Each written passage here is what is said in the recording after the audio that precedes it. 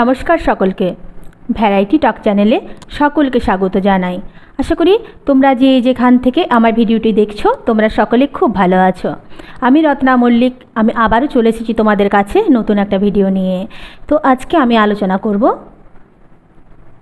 ভালোবাসা দীর্ঘস্থায়ী করার কয়েকটি গোপন টিপস। আমি আজকে আলোচনা করব ভালোবাসা কিভাবে টিকিয়ে রাখা যায়। তো আশা করি ভিডিওটা তোমাদের খুব ভালো লাগবে, তাই ভিডিওটি শেষ পর্যন্ত দেখার অনুরোধ রইল। তুমি তোমার পার্টনারকে খুব ভালোবাসো, তাই তো? ভালোবাসো, কোনো আপত্তি নেই। মন দিয়ে দিল দিয়ে তুমি যত খুশি ভালোবাসো, ভালোবাসতে কারোর আপত্তি নেই, যত খুশি ভালোবাসা দাও। কিন্তু এটা তো জানো যে যদি তুমি বেশি দিন খেতে চাও তাহলে কম খাওয়া দরকার।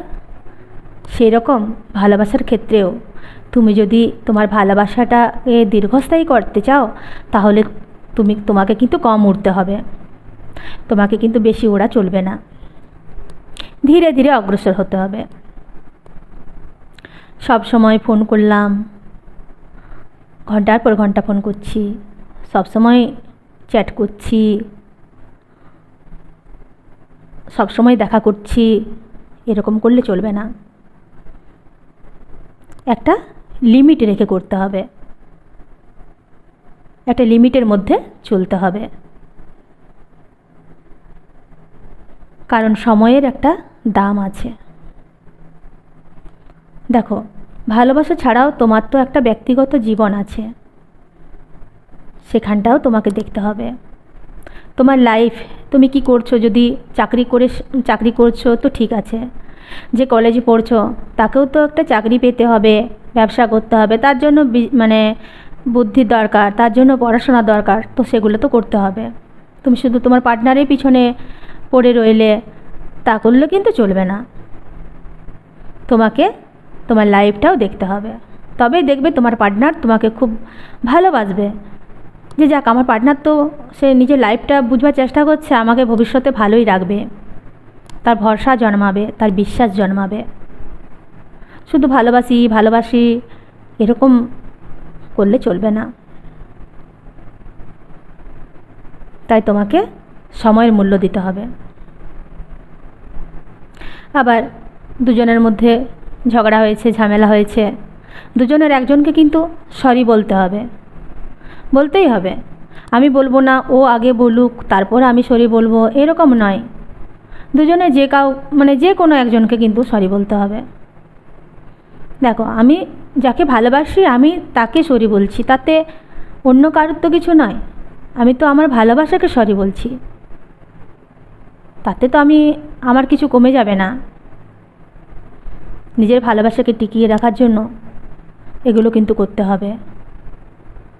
মান অভিমান নিয়ে বসে থাকলে চলবে না। তারপর দুজনকে একটু সময় দিতে হবে, সব সময় নয়। ফাঁকা পেলে তখন দুজনকে সময় দিবে।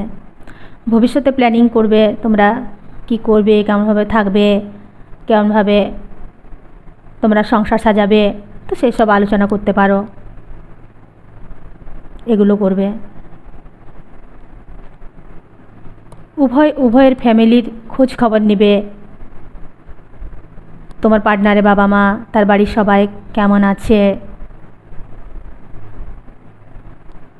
তাহলে দেখবে একটা আন্তরিকতা হয়ে যাবে। সেও ভাববে সত্যি তো, এ শুধু আমাকেও ভালোবাসে না, এ আমার বাড়ির সকলকে ভালোবাসে। তখন দেখবে ভালোবাসাটা আরও গভীর হবে।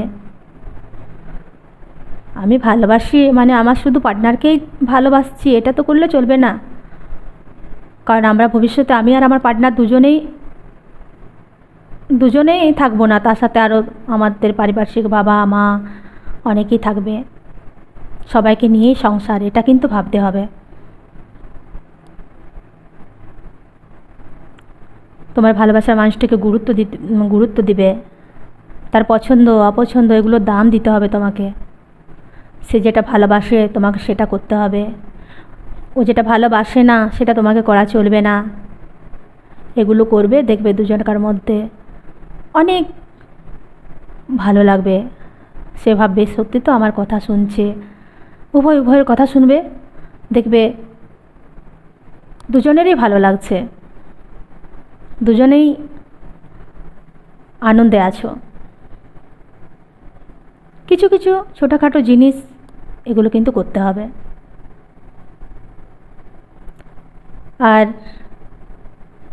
নিজেকে প্রতিষ্ঠিত করার একটা ব্যাপার আছে, তোমরা চেষ্টা করবে। কেউ যদি প্রতিষ্ঠিত হয়ে আছো তো খুব ভালো, কেউ যদি না হয়ে আছো তো তোমাকে প্রতিষ্ঠিত হতে হবে তোমার পার্টনারের জন্য।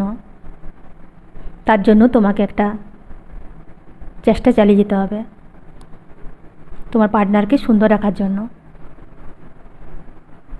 তবেই তো তোমাদের বাড়ির লোকেরা তোমাদেরকে মেনে নেবে। কোনো মেয়ের বাবা চাইবে না কোনো বেকার ছেলেকে তার মেয়ের সাথে বিয়ে দিতে। তাই তুমি যদি বেকার হয়ে থাকো, তুমি চেষ্টা করবে কিছু করার। চাকরি নাই বা পেলে, সবাই কি আর চাকরি পাচ্ছে? কোনো কাজেই ছোট নয়, যে কোনো কাজ করতে পারো, তাতে কিন্তু তোমরা ভালো থাকবে। আশা করি ভিডিওটি তোমাদের ভালো লেগেছে। আর যদি ভালো লাগে তো প্লিজ চ্যানেলটিকে সাবস্ক্রাইব করবে, লাইক করবে, শেয়ার করবে। তোমরা আর কোন ধরনের ভিডিও পেতে চাইছো আমার কাছ থেকে সেটাও কমেন্টে জানাবে। ভিডিওটি দেখার জন্য ধন্যবাদ।